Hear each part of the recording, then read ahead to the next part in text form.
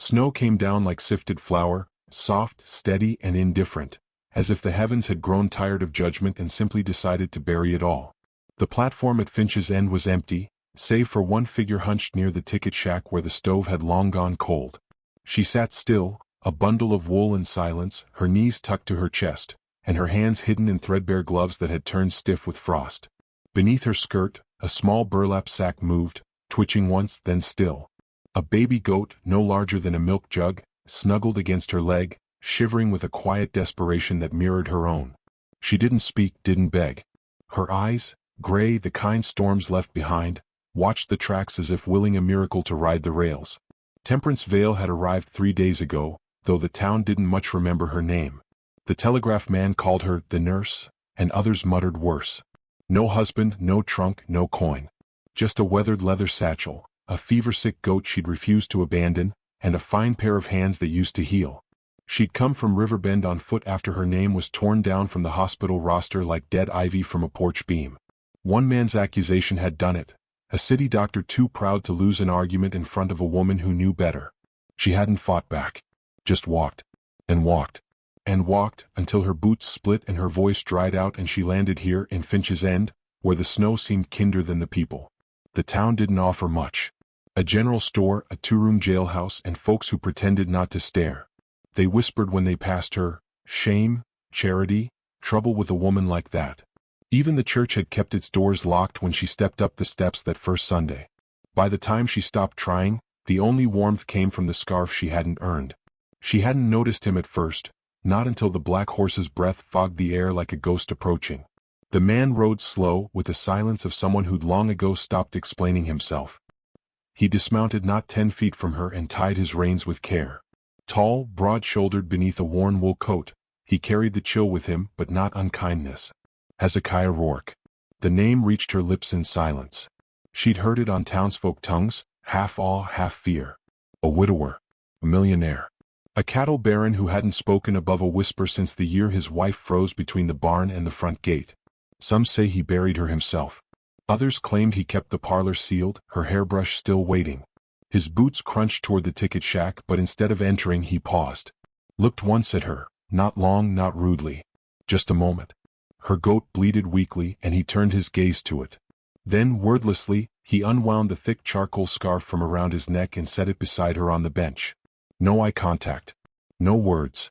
Just the rough wool still warm with body heat. Then he walked away. She didn't move. Not at first. The scarf sat like an unanswered question. Her fingers reached for it on instinct, her breath catching at the sudden softness against skin that had forgotten gentleness. She didn't thank him. He was already gone, the black horse cutting through the snow like it knew where not to be seen. By nightfall the wind picked up.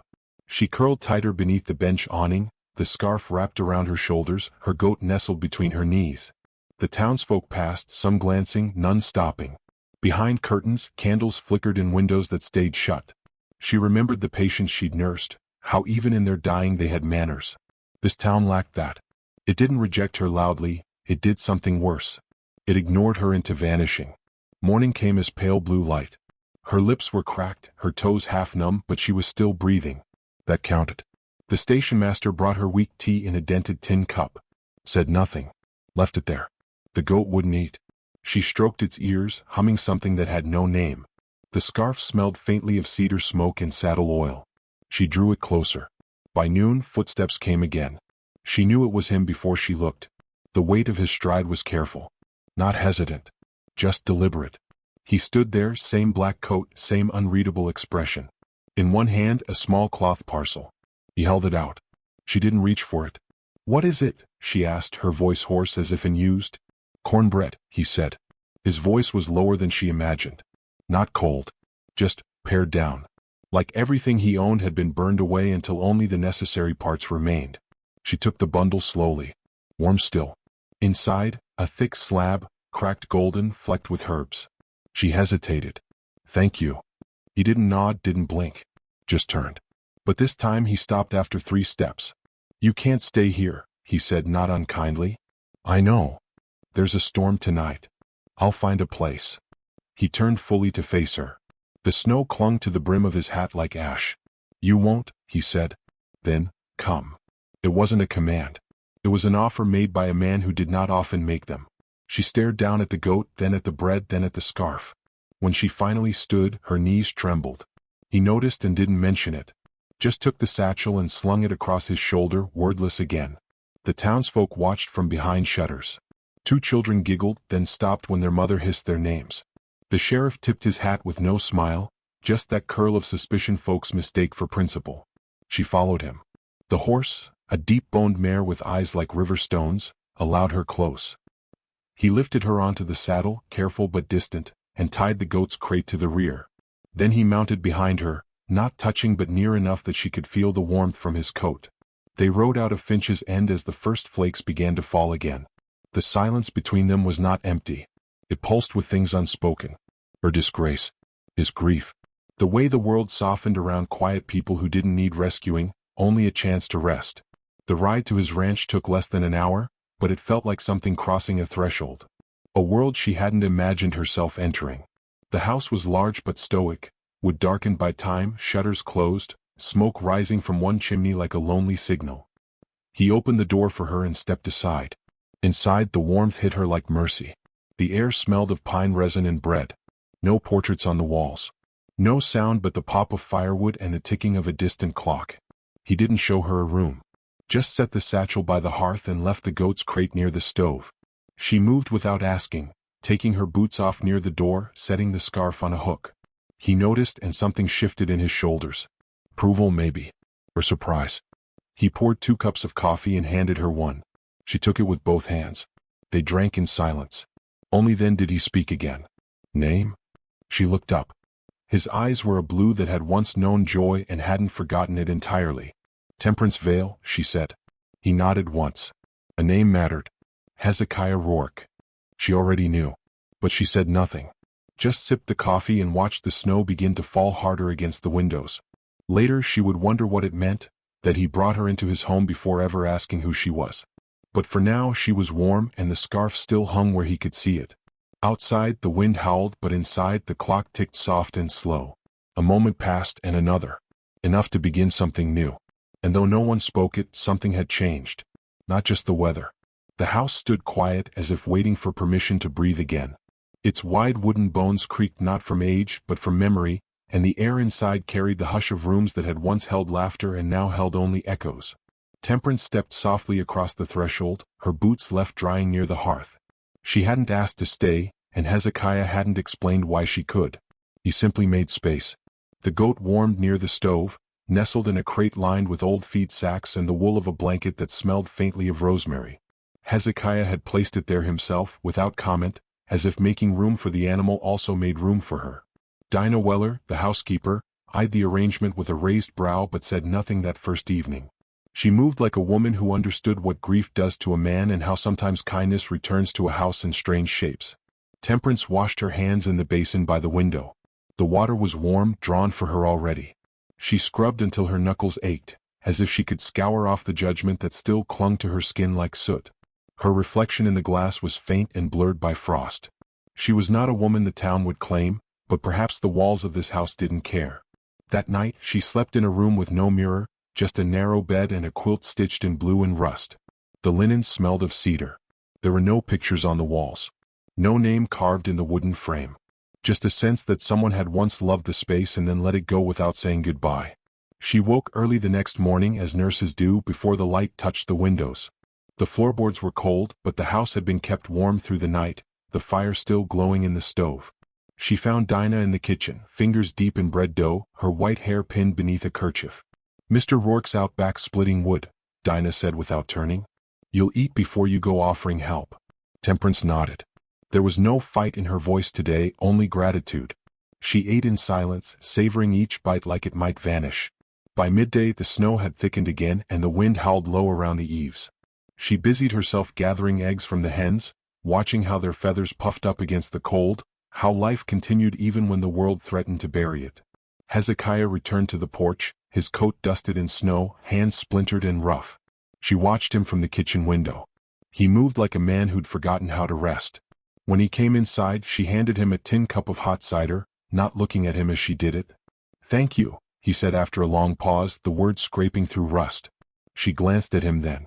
"You're welcome." It was the first moment they'd shared that didn't feel like survival. It felt like choosing. That evening, as dusk settled low and blew over the hills, the three of them sat in the front room. Dinah knit slowly, needles ticking like a soft metronome. Hezekiah cleaned his rifle without urgency. Temperance mended a curtain that had torn at the hem. They did not speak much. But it wasn't silence out of coldness. It was the kind of quiet shared by people who had been talked over too many times and had found a different language in gestures. When she pricked her finger on the needle, he noticed. Didn't speak. Just stood, walked into the kitchen, returned with a strip of cloth. He wrapped it around her fingertip gently, then returned to his rifle. She didn't thank him. He didn't need her to. The next morning the whispers reached even the ranch. Dinah had come from town and brought them with her like dust on her boots. "They're saying she's making herself too comfortable. That you've taken her in for reasons best left in the dark," she said to Hezekiah as she peeled apples for pie.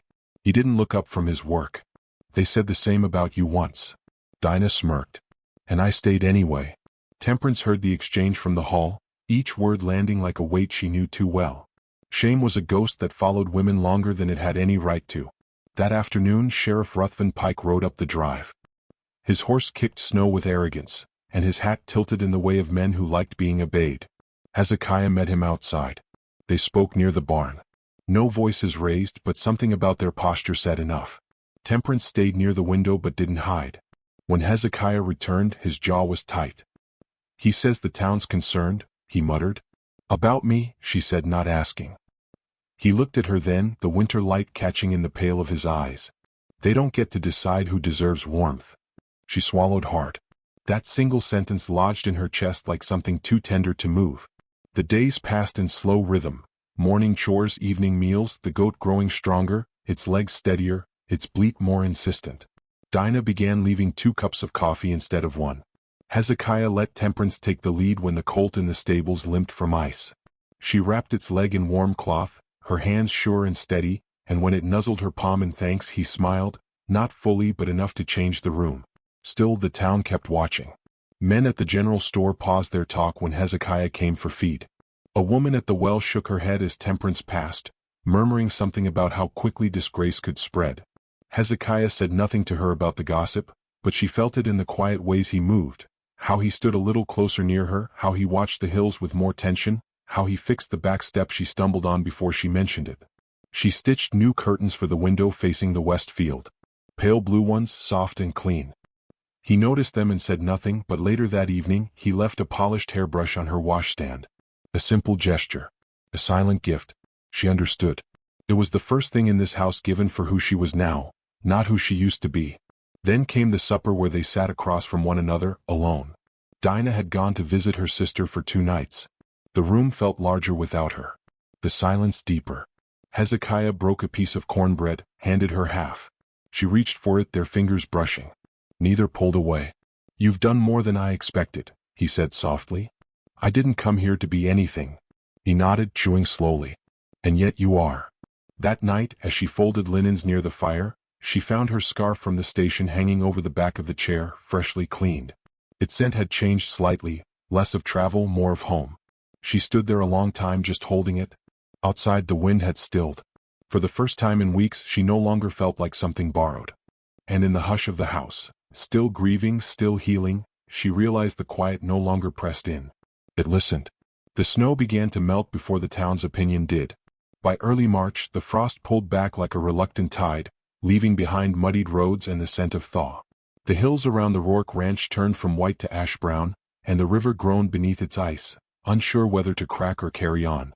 Spring threatened, but the cold lingered in people's hearts. The gossip hadn't softened. It had grown teeth. In town, Temperance's name no longer passed in whispers. It passed in clipped phrases and narrowed eyes. They no longer muttered behind her back. They looked straight at her as she walked past, then turned just enough to speak to someone else, loud enough for her to hear. Women like that always land on their feet, usually in another man's bed. Don't take much these days, just a sob story and a good pair of eyes. She sure knows how to play the part. Makes a man feel like he's saving something holy. She kept her chin high, but her hands trembled more in the mornings now. Not from cold, but from restraint. Every day she rose before the sun, packed eggs into crates, milked the goats, swept the floorboards until her palms blistered, not for gratitude, not for proof. Just to remind herself she was still real, still useful. Hezekiah said little about it. He went to town only when necessary, and when he did, he walked beside her in plain view. That mattered. But silence, no matter how loyal, was not a shield. It left space for rot. Sheriff Ruthven Pike came again, this time with a deputy and a ledger in his hand. They claimed it was for tax matters, but his eyes lingered on Temperance too long, and his questions curled at the edges. "You live in here as a guest, Miss Vale?" he asked with a voice sweetened for poison. Hezekiah stood by the porch, arms folded, unmoved. "She works here. Same as Dinah." Pike squinted. "That so? Just housekeeping. Do you have a point?" Hezekiah asked, voice low, steady. The sheriff didn't push. But his smile was the kind a snake makes before it strikes. After they rode off, Temperance didn't speak. She finished hanging the laundry, her fingers raw from lye, her breath short from the weight she refused to name.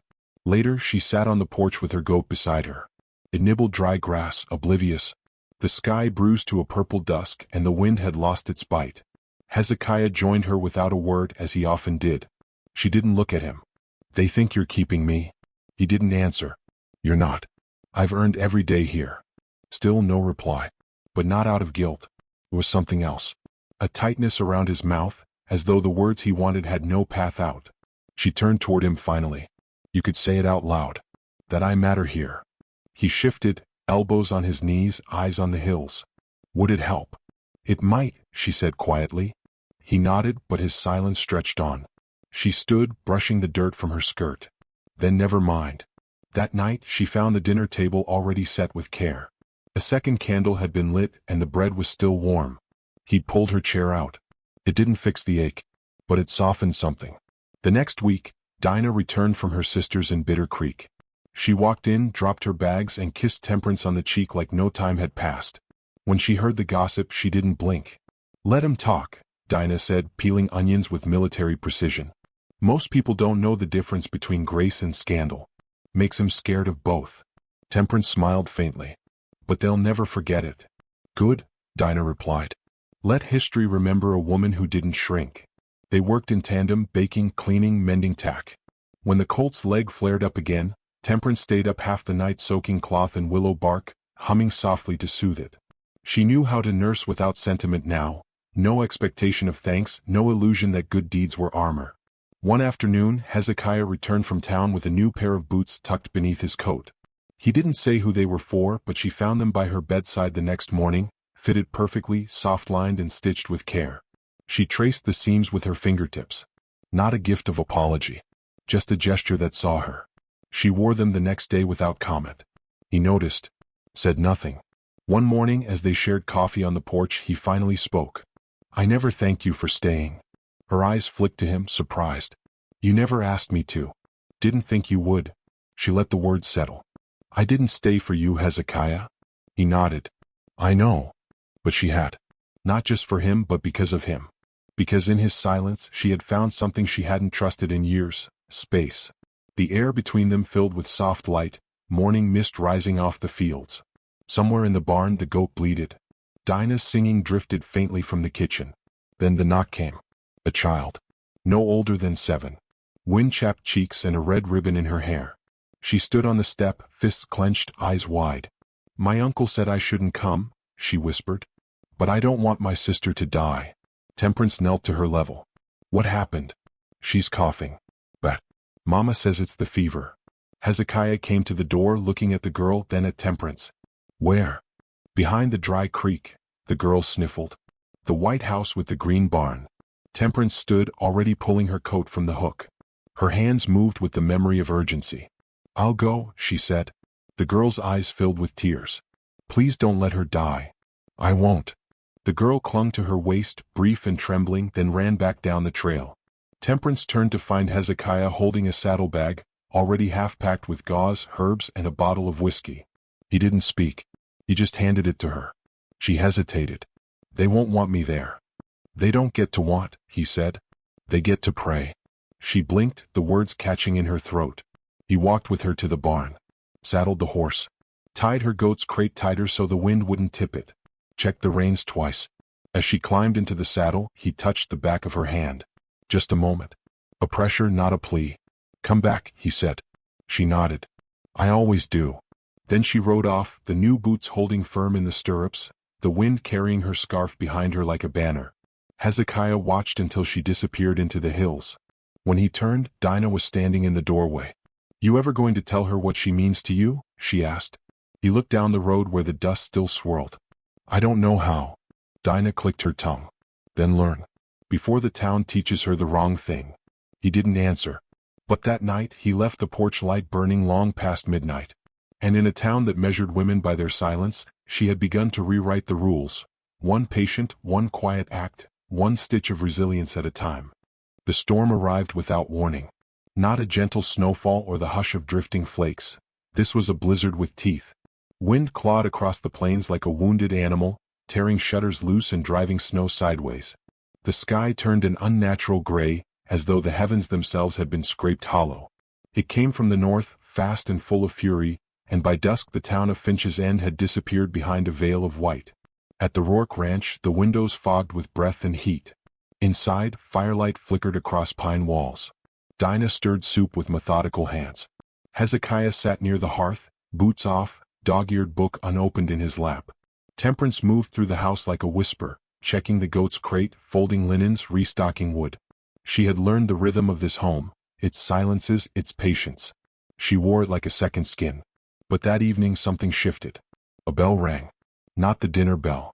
Not the far-off echo of church. It was the small brass one fixed to the front gate, a sound no one had heard in months. Not since the last neighbor had come to call. Hezekiah stood. Temperance met his eyes across the room. They both knew, no one traveled in this weather without cause. He opened the door, cold rushing in like a wave. A figure stood beyond the fence, cloaked and stumbling. Snow crusted their shoulders, and they leaned on the gate as though their legs might give. Hezekiah rushed out without hesitation. Temperance followed, pulling her shawl tight. It was the girl again, the one with the ribbon from last week, her braid now undone, eyes wide with panic and ice. The child gasped. She's not breathing right. Mama says her lips turned blue. Papa tried to ride for the doctor but the trail's gone, the horse broke its leg. Her words tangled, fast and desperate. Temperance knelt, steadying the girl's face in her hands. Where is she? The girl pointed west, toward the dry creek. Still at home. We can't move her. Mama's crying. Dinah was already packing jars of salve and flannel bandages into a canvas bag. Temperance didn't need to speak. Her coat was already on. Her gloves. Her boots, scuffed now but warm, sturdy, bought with quiet care. Hezekiah returned from the stable with the mare saddled, steam rising off its back. He loaded the supplies without a word. Temperance mounted, heart hammering not with fear but purpose. She looked down at the girl. Stay here. By the fire. You'll be safe.